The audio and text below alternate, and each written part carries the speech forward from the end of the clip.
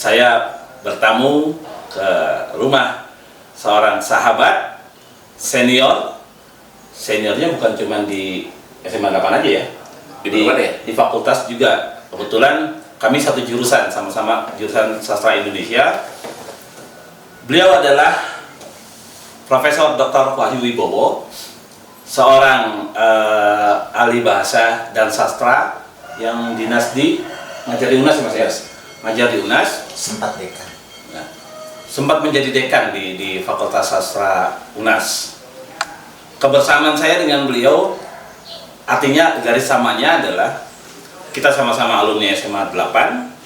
Adik beliau juga adalah alumni SMA 8 juga, angkatan Hadi 80 ya. Hadi 80. Terus ketika kuliah, beliau menjadi mahasiswa sastra Indonesia, saya juga menjadi mahasiswa sastra Indonesia. Dan yang menarik adalah dari catatan sejarah yang tercatat tertulis dua kali ya Mas di buku itu ya. Jadi pertama kali di buku 50 tahun emas 50 tahun emas SMA 8 tahun 2008 itu ya. Terus sama terakhir yang ditulis oleh Pak Suradi dengan Idrus 79, buku Tribute to Semandel. Beliau tercatat sebagai memang orang yang aktif di organisasi. Waktu SMA menjadi ketua OSIS Mas ya? Ketua OSIS tahun 76 kali ya? 76. Lulus 75 kan? Iya. 74 berarti. 74 ya. Oke. Nah, waktu di Fakultas Sastra Universitas Indonesia, sekarang namanya FIB ya, Fakultas Ilmu Budaya. Ternyata beliau juga menjadi Ketua Ikatan Kekeluargaan Sastra Indonesia, di mana saya menjadi salah satu anggota dari IKSI singkatnya Mas ya. Hari ini kita akan bicara di kesempatan ini kita akan bicara lebih banyak mengenal sosok seorang Wahyu Wibowo angkatan 75. Oke. Dots. Saya dari dulu manggil Dots. Ini emang Dots. Gue nggak tahu namanya asli Dots pokoknya pakai. Saya masuk SMA kan tahun 75. Iya benar. 75 lulus loh. 75 lulus, sorry. 75, 74, 73, 73. 75, 73 berarti kan? 73. Oh bukan 69 ya? Bukan, 73. Masuk situ, pada waktu itu SMA 8 masih baru, pindah. Masuknya kelas 1 6, siang adanya. Jadi kayaknya sisa kelas gitu. Ya sudah.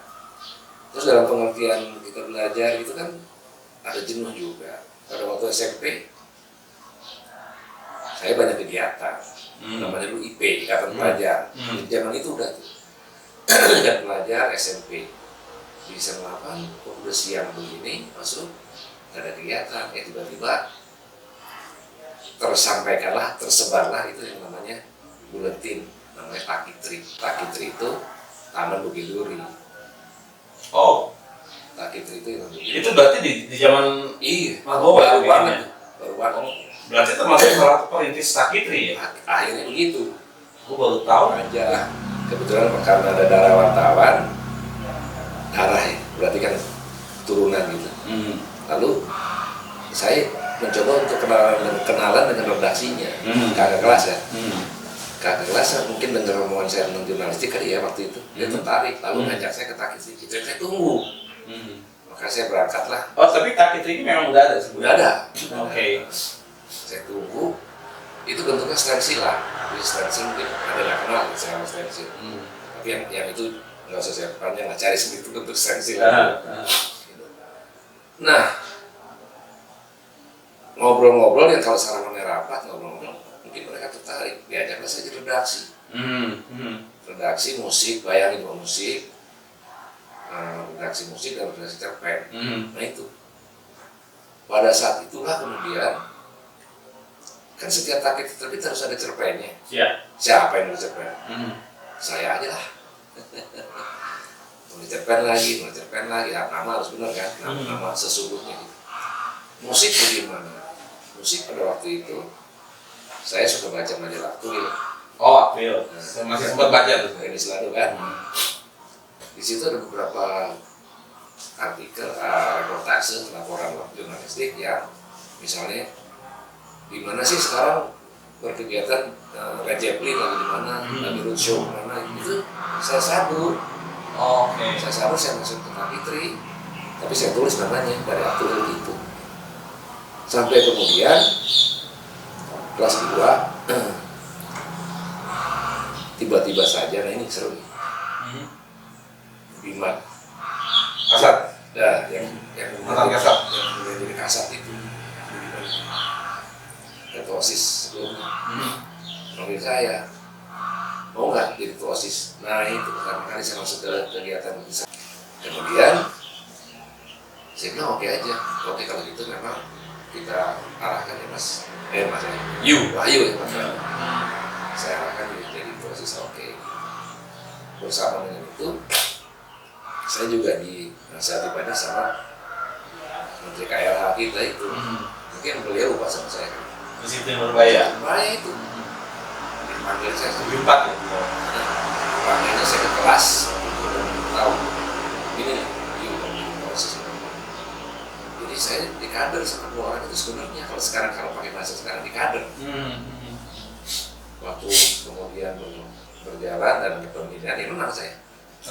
Menang. Lalu jadi OSIS yang pertama kali zaman itu.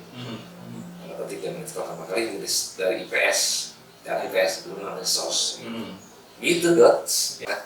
Mas Bowo ini tadi menyebut Takitri, dan saya sempat berpikir bahwa Mas Bowo ini adalah penggagas Takitri. Ternyata Takitri sudah ada sebelumnya. Hanya itu tahu nggak siapa yang penggagas pertamanya? Dulu ada nama 2 Budiman. Salah satunya yang terkenal Budiman, yang satu itu yang saya lupa sekarang di mana beliau juga saya lupa. Tapi yang Budiman yang Kasat, yang kemudian ketua OSIS ini tidak pernah di Takitri sih. Tapi Budiman itu ada di Takitri. Dia yang menggagas. Enggak jelas. Kita belum dapat soal sejarahnya. Sejarah Siapa sih yang bikin Takitri pertama gitu. Mungkin ada yang bisa.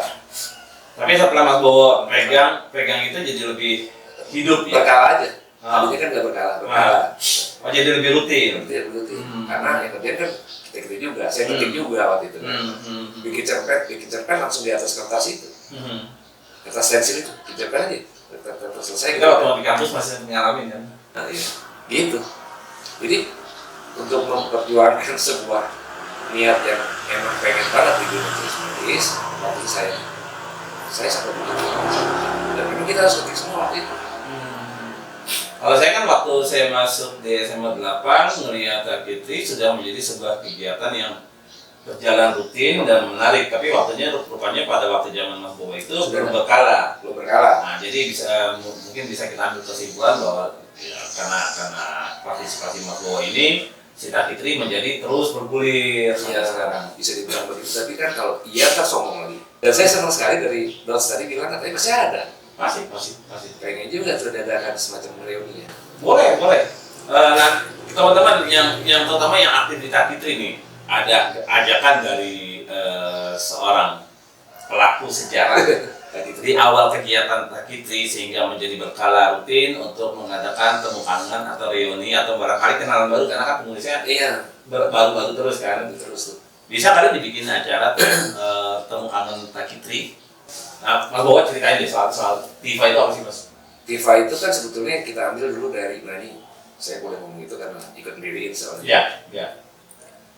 Kita ambil dari TIFA yang itu, alat musik Papua itu. Selanjutnya kita ngomong soal ini Mas, perjalanan akademis. Karena kan Mas Bowo ini jalurnya tetap akademis kan? Sekarang gitu. Dari S1 di jurusan Sastra Indonesia FSUI, S2 di mana? Itu agak melenceng. Kemana lagi? Ya di UI juga, tapi namanya Magis MM. Oh, Magister Manajemen. Waktu itu masih apa itu? Masih baru kali ya? Masih baru dan masih disukai orang. Baru itu kan ya masih begonya orang muda lah waktu ya. Ini orang semua yang baru gitu. Ya, tadi S3-nya gimana? S3 ini saya juga UGM. Main lagi nih cerita. Pada waktu itu kan saya udah bahasa udah oke, sastra udah oke, maksud oke itu udah memahami. Terus kemudian tiba-tiba saya loncat ke manajemen S3 saya mau kembali ke S1 saya dunia. Balik asal. Balik asal yang berkaitan dengan bahasa dan sastra, tapi tidak mau yang teknis lagi, teknis yang sifatnya jurusan itu. Sampai terakhir, sampai sekarang ya masih di UNAS ya? Masih. Itu gimana ceritanya tuh Mas? Dari ngajar dari sejak lulus S1 apa? Iya. Dari lulus S1. Kebetulan saya diberi kesempatan waktu itu ngajar sore untuk kelas karyawan itu. Sejarah sastra, sudahlah, oke aja waktu itu. Sejarah sastra dan lumayan menulis, tulisan kreatif. Oke. Ismail Marahimin kalau di. Iya, zaman dulu Pak itu ya, Pak itu. Ya betul juga saya. Kemudian dari situ kemudian saya tetap menulis buku. Nah ini karena waktu itu kan dosen harus punya buku. Kalau pernah dengar ucapan siapa pendengar kita tuh yang WK itu Pramudiana tuh bilang dalam kehidupan seumur hidup menulislah, cobalah menulis satu buku gitu ya. Teman kita yang Budiman Hakim juga menyitir ucapannya Pram itu dengan sebelum mati minimal buatlah satu buku. Nah, saya ambil sedikit. Dalam kehidupan sekali aja. Jadi kalau masuk di dunia akademik, kenapa? Karena kalau kita mengajarkan mahasiswa melalui kitab atau melalui buku teks orang lain, kalau bagi saya pemalu ya, menjajakan ilmunya orang lain. Iya. Bikinlah sendiri dalam kali. Sempat saya lihat nama Mas Bowo ini muncul di media sebagai saksi ahli. Itu terkenal deh. Semalapan loh, jangan lupa. Saya semalapan. Iya. Semandal kan top kan namanya kan. Makanya barangkali teman-teman alumni Semandal nggak begitu banyak tahu bukan tentang Mas Bowonya, tapi tentang disiplin ilmu atau pengetahuan yang membuat Mas Bowo ini mendapat tempat tersendiri di dunia peradilan. Itu di kasus apa itu waktu itu Mas? Awalnya yang kasusnya Ahok lawan Rizik, Habib Rizik, dari situ. Nah, yang dibahas apa nih? Dibutuhkan memang analisis bahasa. Oke. Analisis bahasa, sebetulnya menista nggak sih? Gitu. Secara makna berarti ya? Bermakna. Itu emang orang-orang kan, apa namanya, bahasa kan. Sebentar. Teman-teman mungkin yang bukan jurusan bahasa, saya bisa kasih tahu atau Mas Bowo nanti bisa menjelaskan lagi bahwa di dalam materi kuliah kami itu ada namanya mata kuliah semantik dan semiotik yang memang khusus mempelajari tentang makna kata, makna kalimat ya, baik harafiah maupun yang sifatnya kontekstual ya. Nah itu yang digunakan dalam analisis itu ya. Kan tuduhannya waktu itu apakah Pak Gubernur waktu itu menista agama Islam. Nah, kemudian karena tuntutannya juga harus menghadirkan saksi ahli bahasa, dan saya diundang lah pada waktu itu untuk menganalisis pidatonya Pak Gubernur itu. Meskipun berarti kan dia betul tidak. Disiplin ilmunya apa namanya? Ahli bahasa. Disiplin ilmunya waktu itu forensik bahasa. Linguistik forensik. Linguistik forensik. Itu sudah sekarang ini sudah berkembang menjadi satu disiplin ilmu yang banyak peminatnya atau yes, masih ada peminatnya karena seringkali dipakai di bidang hukum sehubungan dengan kasus-kasus yang berkaitan dengan bahasa. Membutuhkan pelurusan makna atau pemahaman makna. Iya, sebetulnya ada nggak sih di dot waktu ngomong di dan juga diuntungkan dengan adanya HP, apa namanya kok HP, medsos. Oke. Itu juga liar banget kan bahasa di medsos memang liar banget. Karena nggak ada etikanya kan. Iya. Gitu. Kemudian dan Dots nih ngomong begitu apa dia menghina apa enggak sih? Itu yang dianalisis dari sudut forensik bahasa. Yeah. Jadi kalau dihitung itu ya Dots, dari mulai kasus itu sampai dengan ratusan kali sudah saya seluruh Indonesia loh. Oh ya. Karena berkaitan dengan Barreskrim ya. Yang minta keahlian saya untuk tanda petik ikut memecahkan kasus-kasus yang seperti itu. Saya jadi tertarik untuk melihat Tadi Mas Bowo bilang bahwa disertasinya itu tentang etika pers. Terus kita tahu bahwa sekarang ini sehubungan dengan semakin liarnya media sosial, sehingga pemerintah menerbitkan undang-undang ITE. Ya itu. Korelasi antara etika pers dengan UU ITE ini gimana, Mas? Sebetulnya sih mudah kita melihat. Kalau kita ada di koran konvensional, apa istilahnya? Koran arus utama. Mainstream. Itu ada ini lah, jurnalisme atau wartawannya dibekali oleh kode etik. Kode etik jurnalistik. Semua wartawan pasti paham itu. Begitu kita masuk di dunia medsos, kita nih, saya yang nggak kerja di media misalnya, saya nulis sembarangan, etikanya yang dipegang. Nah itu. Kalau medsos kan kita tahu, Mas, bahwa tiba-tiba setiap orang menjadi Itu wartawan tanda petik. Iya. Etikanya apa? Kode Iya. etiknya apa? Nggak ada. nggak ada memang ikatan secara moral juga. Hukumnya gitu emang. Hukumnya adalah beda bentuk beda aturan. Kalau di konteks di bentuk yang mainstream tadi jelas ada kode etik. Oke. Di ini memang nggak bisa dituntut seperti itu, maka apa yang mesti pegang? Kayak bebas nilai gitu Iya, ya. kayaknya apa yang mau dipegang. Sementara sebarannya lebih luas daripada mainstream. Iya. Media mainstream. Sebaran beritanya yang diomongin itu lebih luas dan lebih dibaca orang berlipat-lipat gitu. Jadi si undang-undang ITE ini lebih merupakan ke medsos harusnya. ke medsos ya, bukan ke media sendiri. Tapi kalau saya ngeliatnya gini, mungkin saya salah melihat. Dasar pembentukan undang-undang ITE ini itu diambil dari etika pers atau kode etik jurnalistik tadi untuk bisa menerapkan aturan-aturan sampai di mana seseorang yang tiba-tiba menjadi dalam tanda kutip insan pers dadakan bisa nggak sih kita sebut insan pers dadakan? Boleh aja kan, boleh ngaku juga boleh kan. Ngaku ya. Untuk membatasi mereka agar kalau sebagai insan pers kan wartawan mendapat kartu dari PWI juga kan bukan hal yang mudah kan. Nah, sangat sulit. Ya, sehingga memang kita harus benar-benar memahami kode etik jurnalistik itu sendiri untuk bisa lolos menjadi wartawan atau orang pers gitu kan. Tapi begitu di media sosial yang begitu bebas nilai, PWI sebagai lembaga nggak punya tangan dong ke sini. Ini nggak mungkin, karena konteksnya beda ya. Nah, karena Dewan pers sendiri harus megang. Ya, Dewan Pers ya. Dan Dewan Pers juga nggak punya otoritas untuk masuk ke media sosial atau punya atau gimana menurut Mas Bowo?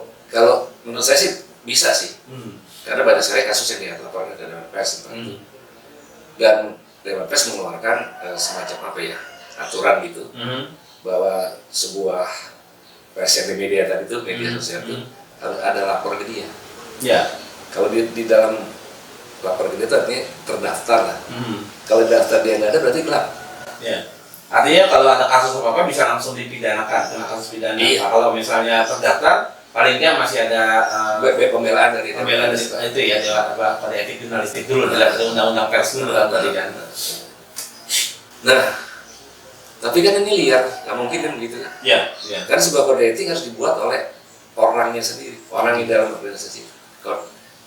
Kode etik pers kita kan dibuat oleh mereka sendiri. Itu benar untuk mengatur dirinya sendiri dari orang lain harusnya gitu. Nah, kita mau medsos gimana? Segitu banyak orang terpetik dalam apa namanya kegiatan di Baris itu berkaitan dengan yang tanda petik penghinaan atau sembarangan ngomong atau fitnah dan sebagainya.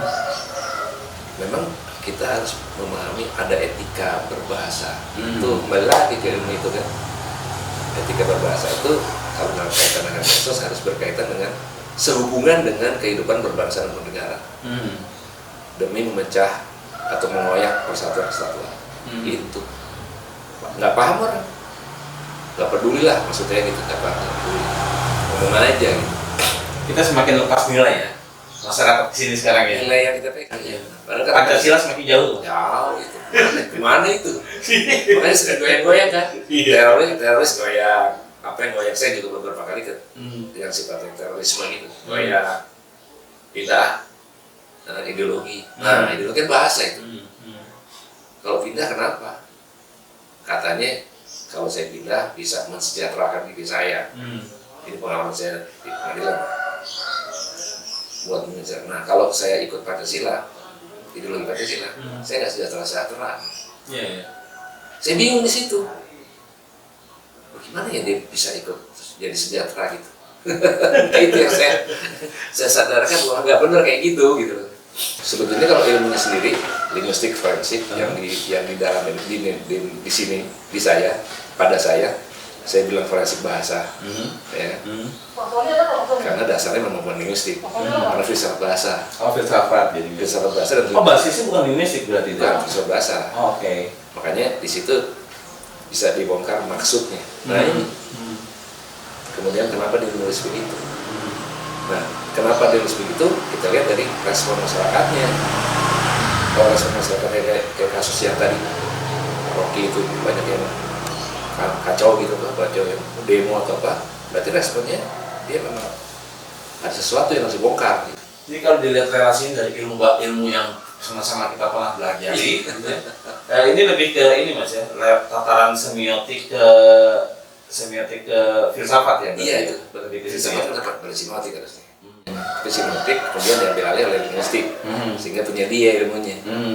Padahal makna itu ada di filsafat, maksud saya gitu. Oh. Itu pintar orang-orang yang semiotik aja. Begitu.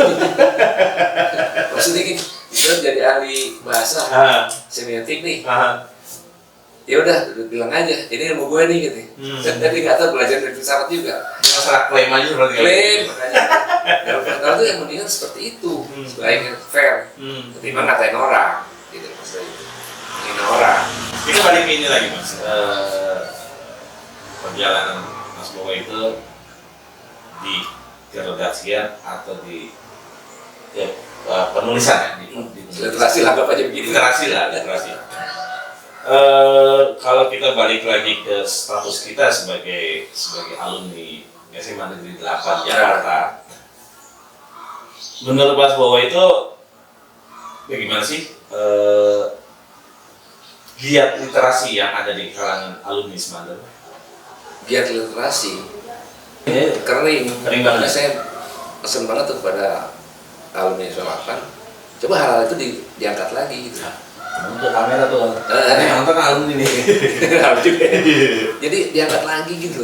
Sekarang digencarkan oleh pemerintah kan. Jadi menggaungkan literasi itu kan juga diantaranya menulis. Menulis membutuhkan akal sehat. Dan yang disebut oleh orang filsafat seperti itu bukan akal sehat yang menantang. Akal sehat yang betul-betul memang bagaimana kita menyampaikan pikiran kita melalui tulisan. Saya ajar gini, kalau SMA 8 bikin seperti itu gitu loh. Dan pasti menulis kan bagi orang tertentu bisa gampang, bisa susah. Ya. Tapi sebenarnya kan menulis itu merupakan sarana paling enak buat kita mengungkapkan pikiran dan pemikiran yang itu dots itu kita punya sebenarnya. Itu dots pikiran itu gampang katanya yang gitu. Susah. Kiat-kiatnya apa ya? Pengalaman saya yang memberi pengetahuan tentang menulis kepada dosen-dosen itu berapa sebelum pandemik ya. Kalau saya tiap Kamis pergi tuh ke daerah-daerah, ke provinsi-provinsi, susah menyusun kata aja susah. Pak, saya menulis dimulai dari mana ya? Nah, dia lupa. Karena menulis itu, makanya itu teori. Karena menulis adalah seni, maka dimulai dari mana aja? Dimulai dari rasa suka kali ya? Rasa suka pasti ya, nggak pasti menurut itu teknisnya itu. Dari mana itu aja. Terus kemudian terus aja. Yang kedua, carilah panutan dalam menulis. Ikutilah gayanya. Nanti gaya itu kalau sudah kita jalankan, gaya orang itu kita jalankan, kita punya gaya sendiri. Pasti beda dengan orang itu. Kayak ini, misalnya yang saya kenal seorang alumni 86 nih, Akmal Naseri Basral. Dia pernah kerja di Tempo dan saya lihat gaya tulisannya itu Gunawan Muhammad. Nah, itu dia ikut ke sana. Ya, artinya itu yang role model. Ya, role modelnya yang diikuti ya. Apa? Bacaan itu bisa membentuk gaya kita sendiri. Nantinya, nanti suatu hari dia punya gaya Akmal namanya. Dan jangan takut kan jadi pengekor, enggak juga, enggak. Gunawan Muhammad tahu siapa ya? Tanda petik role modelnya. Nggak tahu kan? Nggak tahu. T.S. Eliot. T.S. Eliot. Iya, dia lihat. Oh, bukan Ernest Hemingway ya? Bukan. Dia sangat mengagumi itu sehingga gayanya kayak gitu. Terpengaruh. Ya sama aja seperti musik ya. Iya. Kita suka Led Zeppelin, ya hari terpengaruh kayak gitu. Ya saya masih suka dia itu hari itu. Nah ini kan kayak gini kan menjadi semacam ada alumni yang gayanya Elvis, ada yang alumni gayanya Zeppelin. Itu gimana? Karena gayanya plus. Bagaimana kita satukan dalam sebuah reuni, entah ini akbar, entah apalah gitu, yang kemudian memang ada manfaatnya gitu. Ya. Sudah pernah dilakukan ya? Sudah, tapi yang saya kepikiran itu tadi yang menarik adalah bahwa menulis itu nggak gampang.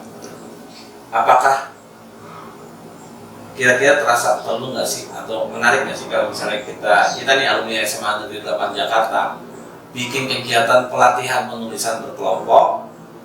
Jadi teman-teman yang angkatan 80-an yang apa namanya yang udah masuk usia pensiun nggak tahu mesti ngapain, tapi masih pengen ngomong kenapa nggak nulis saja gitu. Tapi kalau kata cara nulisnya barangkali bisa ngobrol sama kali kalau mau dibikin lebih lebar gitu adalah namanya bukan pelatihan kali ya. Pusing itu ke pelatihan atau kelas penulisan atau belajar menulis bareng. Ngobrol tentang penulisan ngobrol ya, kali gitu ya.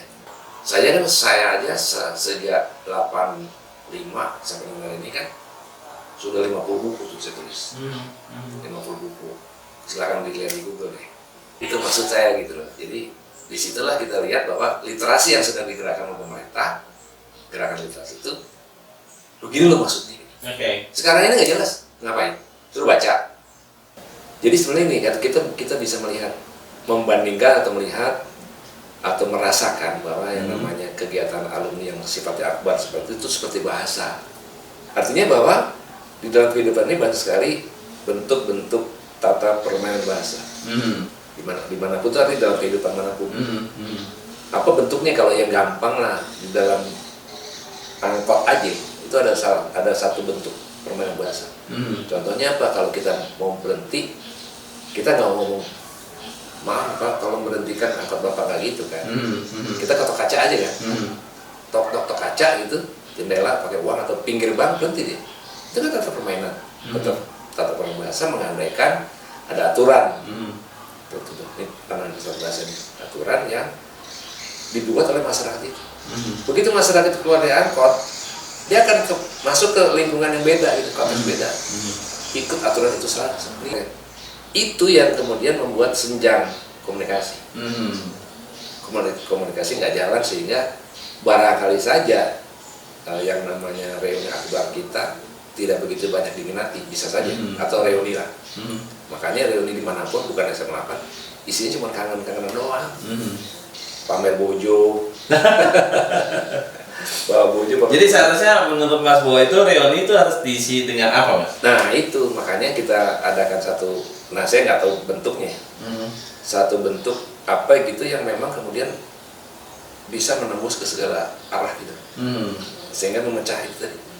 Ragam kegiatan ya? Ragam kegiatan. Perlu duduk bersama sih, karena berpikir masa depan kita kan sebagai alumni Semandel kan, yang kita mau begini-begini aja nggak sih gitu. Kita bikin komunitas begitu ntar selesai gitu kan. Nah ini kita carikan, ini harus duduk bersama nih kepala angkatan apalah namanya gitu. Apa nih penembusan? Bagaimana kita menembus senjang ini gitu. Nggak bisa karena memang sepanjang yang namanya reuni kan selalu kaitannya ke kangen-kangenan aja. Iyalah. Manapun bukan di sana. Kangen-kangenan tadi pamer bojo atau apa gitu. Kemudian pulang, makan siang pulang, atau makan sore atau apa nginep pulang. Ya, mestinya bisa dijadikan ajang asah ya. Nah itu, asah asi asuh. Inilah contoh Semandel yang keren nih. Malah kita ya. Kebetulan teman soalnya jadi keren. Nah, harapan kami sih teman-teman yang aktif ngurusin alumni Semandel ini Ini generasi 90-an dan 2000-an yang ngurusin gitu. Jangan angkatan 80 lagi yang ngurusin gitu. Nggak berkembang. Ya itu tadi